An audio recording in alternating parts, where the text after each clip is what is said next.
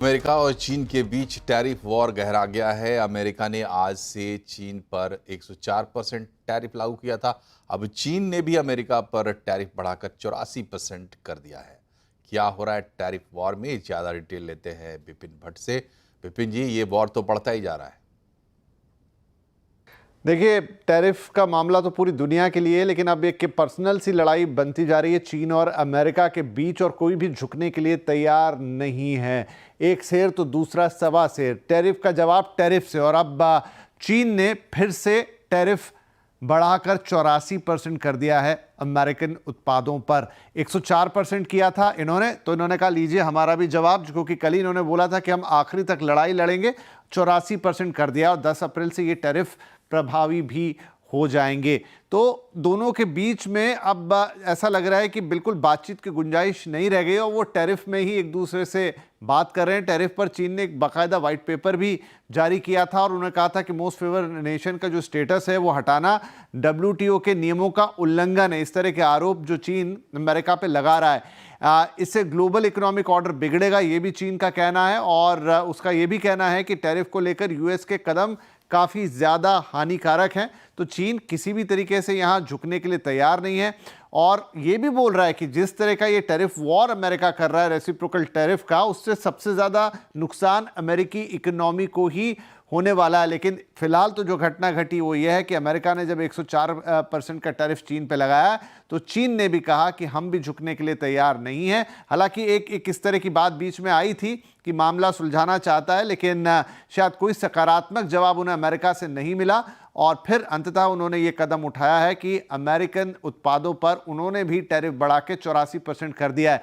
अब ये टैरिफ की लड़ाई कहां तक जाएगी? क्या अमेरिका फिर एक बार इस पर रिटेलिएट करेगा और ज़्यादा टैरिफ बढ़ाएगा, और क्या चीन फिर उस पर करेगा?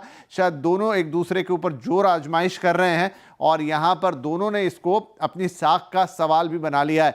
बड़ा इंटरेस्टिंग होगा यह देखना कि आगे ये टैरिफ की लड़ाई कहां तक जाती है।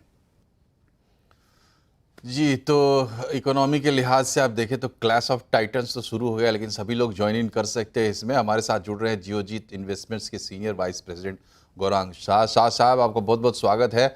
अमेरिकी बाजार गिरावट के साथ खुले हैं, लेकिन उसकी जो वजह है चीन और अमेरिका के बीच जो चल रहा है, ये कहाँ जाता हुआ दिख रहा है आपको? बहुत बहुत धन्यवाद मंच पर आमंत्रित करने के लिए। सभी को प्रणाम और शुभ संध्या हमारे तरफ से।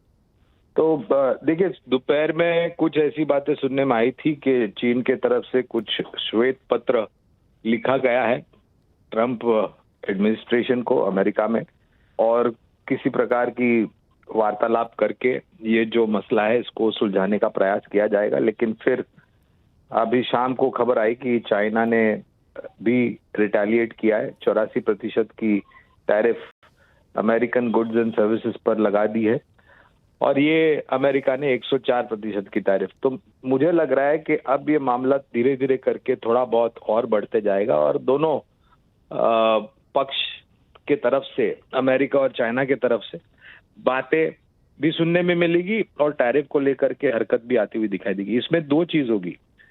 एक तो ये पूरा जो मसला है वो पूरी दुनिया की अर्थव्यवस्था को असर करेगा, इसमें कोई दो राय नहीं, क्योंकि दो बहुत बड़े देश है, बड़ी इकोनॉमी है, जो आज के तारीख में अपने सर पे जो सींग है उसे एक दूसरे के ऊपर आक्रमण कर रहे हैं। इस परिस्थिति में हो सकता है कुछ समय के लिए पूरी दुनिया भर की अर्थव्यवस्था धीमी पड़ सकती है। जो सकारात्मक कारण मुझे दिखा रहा है, खास करके हमारी भारत देश की अर्थव्यवस्था लिए, कच्चा तेल अगर आप देखने जाए तो मेरे ख्याल से, मैं तो कुछ समय पहले देख रहा था, $56 प्रति बैरल के आसपास नाइमैक्स और करीबन $58 के आसपास ब्रेंट आया है। ये हमारी अर्थव्यवस्था के लिए अच्छा है, और कहीं ना कहीं आगे जा करके मैं एक अनुमान लगा रहा हूँ, ऐसा मेरे पास कोई प्रमाण पत्र नहीं है जो मैं साबित करूं, कहीं ना कहीं एडवांटेज भारत भी हो सकता है, भारत को इसका लाभ मिल सकता है। लेकिन ये देखना अनिवार्य होगा कि सरकार किस प्रकार से कदम उठाती है। लेकिन कुछ समय के लिए ये मसला मेरे ख्याल से अर्थव्यवस्था और दुनिया भर के शेयर बाजारों के ऊपर थोड़ी बहुत नकारात्मक परिस्थिति खड़ी कर सकती है। शाह साहब, 7 दिन हो गए। इस 7 दिनों में बाजार में हमने देखा, अपना बाजार, भारतीय बाजार, आपको क्या लग रहा है बाजार कैसे ले रहा है इसको? क्या बाजार डिस्काउंट करते हुए आगे बढ़ रहा है? बाजार क्या कर रहा है? देखिए, डिस्काउंट आप तब करेंगे जब निर्णायक तरीके से आपको सामने वाला जो पक्ष है वो अपनी सारे बातें सामने रख दे। अब दिक्कत यह है कि आज रात को अगर राष्ट्रपति ट्रंप के दिमाग में कुछ आता है तो कल सुबह वो एक नियम बन जाता है या फिर एक एग्जीक्यूटिव ऑर्डर साइन हो जाता है। इसका अंत नहीं हो रहा है। अभी हमने सभी ने फार्मास्यूटिकल अभी तक आया नहीं था नाम टैरिफ को लेकर के। आज सुबह हमने सुना कि राष्ट्रपति ट्रंप की तरफ से कि वो फार्मास्यूटिकल्स पे भी टैरिफ लगाएंगे, चाहे वो चाइना से आता हो, यूरोप से आता हो या भारत से आता हो, कहीं से भी आता हो। अब वो कब लगाएंगे, कितनी मात्रा में लगाएंगे, कौन सी तारीख से लगाएंगे, इसकी जानकारी अभी तक है नहीं।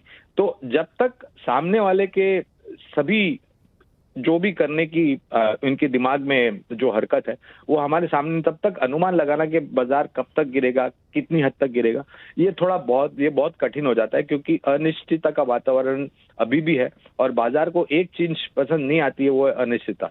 अगर ये खत्म नहीं होती तो शायद थोड़ी बहुत और मायूसी आने। लेकिन दो चीज मैं यहाँ पर देखता हूँ। एक तो आरबीआई ने आज दरें काटी है 25 बेसिस पॉइंट के। दूसरा, कल से मेरे ख्याल से टीसीएस चौथी तिमाही के नतीजे आगाज शुरू हो जाएगा, पर्दा उठेगा चौथी तिमाही के नतीजे पिछले वित्तीय वर्ष के। अगर चौथी तिमाही के नतीजे थोड़े बहुत सहारा देते हैं तो मेरे ख्याल से हमारे यहाँ पर गिरावट कुछ हद तक कम हो सकती है। लेकिन निर्णायक तरीके से कहना कि कब जाकर के रुकेगा, फिलहाल बहुत मुश्किल है और कठिन है। बहुत बहुत शुक्रिया आपका शाह साहब। Let's hope for the best. बढ़ते हैं खबरों में। अमेरिका और चीन की जो टैरिफ वॉर है, इसमें जो गहराई आ रही है, इसकी वजह से क्रूड के भी होश उड़ गए हैं। ब्रेंट क्रूड $60 के नीचे फिसल गया है। WTI $56 के नीचे चला गया है। क्यों फिसल रहा है क्रूड, इस पर ज़्यादा जानकारी दे रही है हमारी सहयोगी मनीषा गुप्ता। कच्चे तेल में जिस तरह की गिरावट गहराई है, उसके हिसाब से अब हम 4 साल के सबसे निचले स्तर पर हैं। पिछली बार जब हमने ये स्तर आते हुए देखे तो वो फरवरी 2021 में था।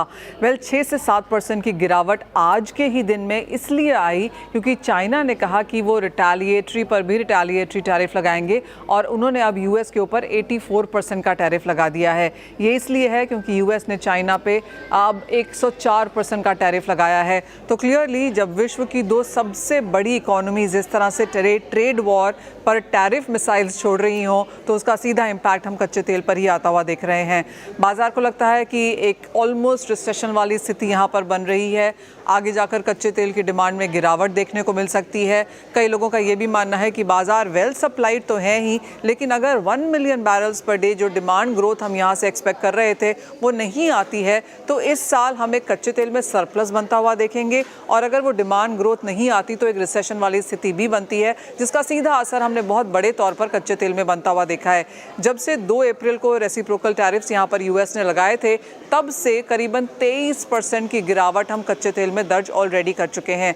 और अगर आप major global banks and brokerages को देखें तो उनको लगता है कि इस साल के अंत तक यूएस क्रूड प्राइसेस 60 के नीचे ही होंगे और अगले साल तक 51 से 55 रहने की भी यहाँ पर उम्मीद है। तो क्लियरली जिस तरह की गिरावट देखने को मिली है और वन वे गिरावट ये है, मार्केट्स अभी भी यहाँ से काफ़ी बेरिश।